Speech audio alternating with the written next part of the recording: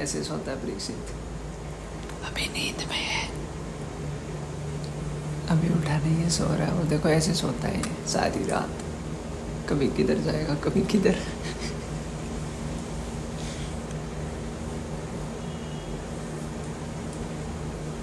क्या सभी छोटे बच्चे ऐसे ही सोते हैं क्या?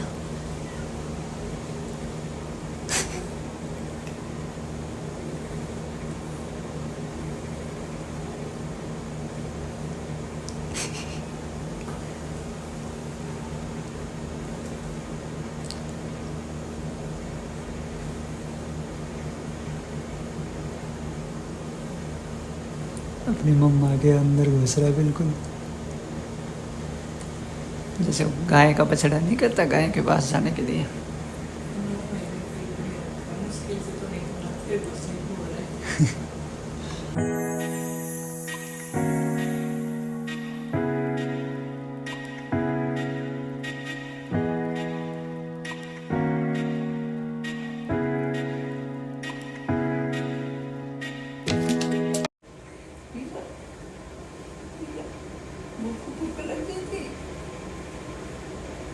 परीक्षित को दूध पिला रहा हूँ, इसीलिए तांडव सोते नहीं है, मेरे को नहीं सोने, इसीलिए तांडव कर रहा था, चल कूद कर रहा था इसीलिए। भूख तो लगेगी, कमर में ऑफिस से आया था, उससे पहले खाना खाया था। 11:30 हो गए। यार पे क्या लगवा दी इसने?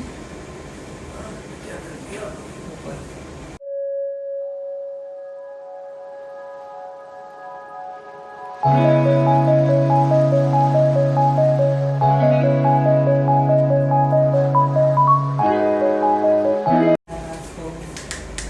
श्राद्ध करता रहता है किसी, सोने नहीं देंगे बाप बेटे मेरे को।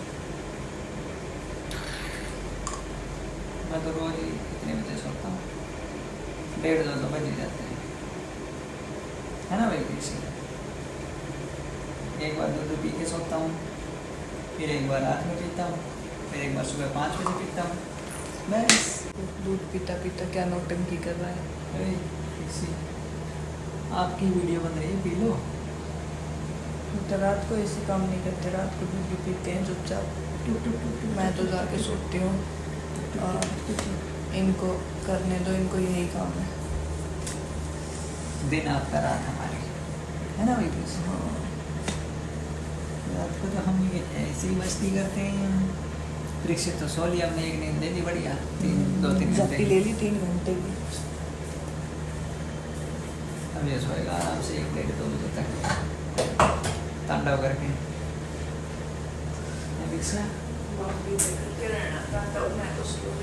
क्या देख रहा है? परीक्षित पापा सो रही है और पापा जी को डिस्टर्ब करना, मम्मा को डिस्टर्ब नहीं करेगा, ठीक है? तो मैं दूध पी के ये आया मम्मा के पास, ये आया। हाँ फोन देख लो बेटा मेरा, ठीक है? क्या कर रहा है? अब सो जा, अब सोएगा नहीं, दूध पी लिया, अब क्या दिख रहा है? ओए रुक रुक, ट्राइपॉड नहीं छेड़ते, ट्राइपॉड नहीं छेड़ते, जाओ मम्मा के पास जाओ, जाओ मम्मा के पास जाओ। अब सोई सोई कर लो, रात का टाइम है, दिन नहीं है, अब दिन नहीं है। मम्मा सो गई, सो जाओ, जाओ जाओ, जाओ मम्मा के पास।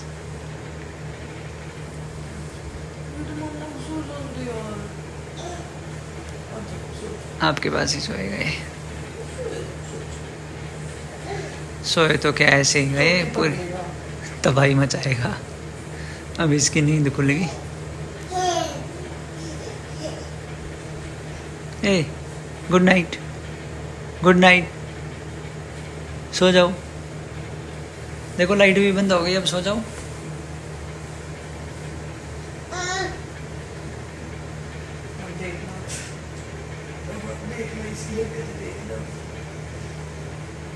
खुशी का ठिकाना देखना,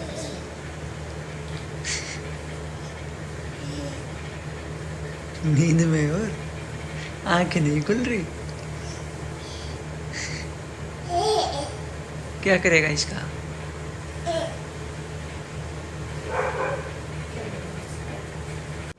हे guys, welcome back to our channel that is Mr and Mrs Panghal. तो टाइम हो गया 12:10।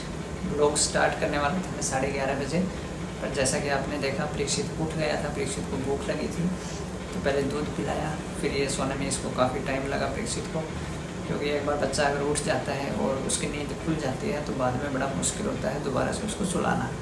पर थैंक गॉड परीक्षित सो गया है।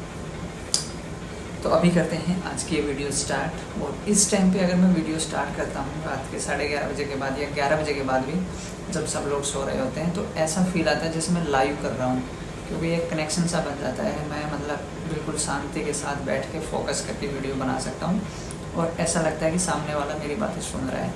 तो एक ऐसा लगता है जैसे लाइव वीडियो चल रही हो, अच्छा लगता है। पर वही है कि अकेले वीडियो बनाने में इतना मतलब मज़ा नहीं आता जितना मैं और बंटी साथ मिलके वीडियो बनाते हैं। तो हो सकता है आप लोगों को भी अच्छा लगे।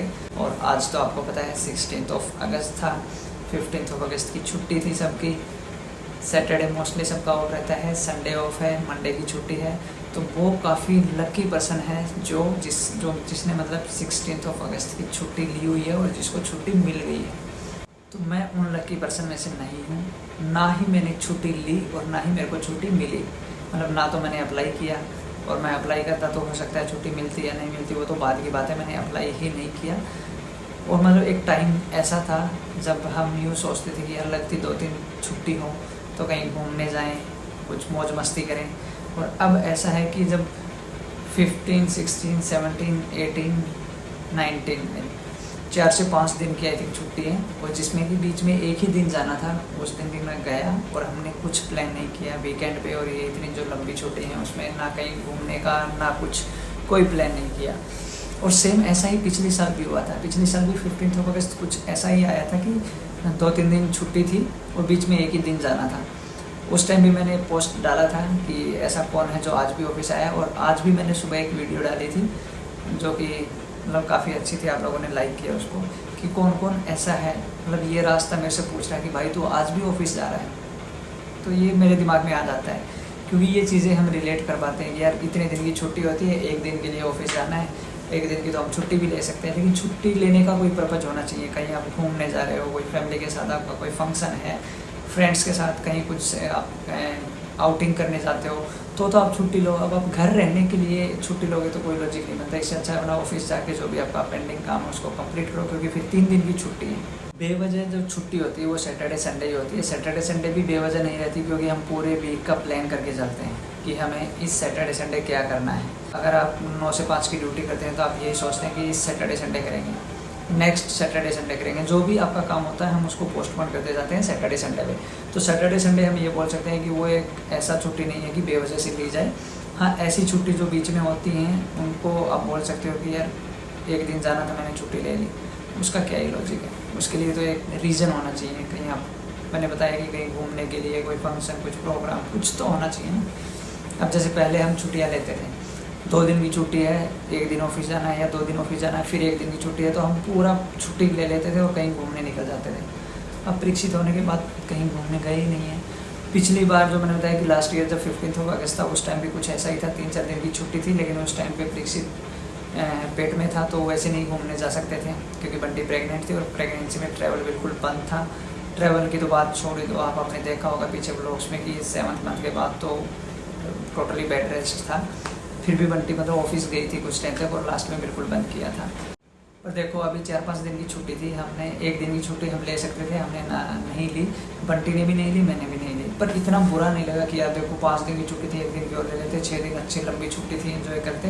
क्योंकि अब हमारे पास रीज़न है कि हम छुट्टी क्यों ले, मतलब कहीं घूमने जा नहीं सकते, परीक्षित छोटा है तो घर रह के क्या करेंगे, इसलिए हमने छुट्टी नहीं ली। अगर यही छुट्टियाँ परीक्षित के होने से पहले अगर होती तो हम डेफिनेटली ये छुट्टियाँ लेते, एक दिन की ये छुट्टी हम पक्का लेते और कहीं ना कहीं आउटिंग का कुछ प्लान करते हैं। तो ऐसा काफ़ी लोग करते भी हैं, इसीलिए बोलते हैं कि जो टाइम जिस टाइम जैसा भी मिलता है उसको एंजॉय करना चाहिए, बिल्कुल भी मिस नहीं करना चाहिए। एक छोटी सी मतलब आर्गुमेंट की वजह से या छोटी सी अनबन की वजह से आप जो उस चीज़ को एंजॉय कर सकते हो वो नहीं कर पाते हो और उस चीज़ को आप बाद में रियलाइज़ करते हो। उस टाइम पे हम कभी भी ऐसा मौका नहीं छोड़ते थे, चाहे वो रिलेशनशिप में हो या शादी के बाद का हो, कि कोई भी ऐसा मौका हमें मिला 1 दिन का, 2 दिन का, 3 दिन का, 5 दिन का छुट्टियाँ हम निकल लेते थे। चाहे हमें उसके बीच में 2 दिन की छुट्टी लेनी पड़े, 3 दिन की छुट्टी लेनी पड़े, कितना ही अर्जेंट काम हो मैनेज हो जाता है। ऐसा नहीं है कि ऑफिस का मैनेज नहीं होता, कई बार होता है कि छुट्टी नहीं ले पाते, वो एक एक्सेप्शनल केस होता है, वरना छुट्टी मिल जाती है। तो उस टाइम पे हम ऐसा कुछ भी रहता था, हम तुरंत छुट्टी लेते थे और निकल लेते थे, मतलब खूब घूमते थे, काफ़ी जगह पे गए थे।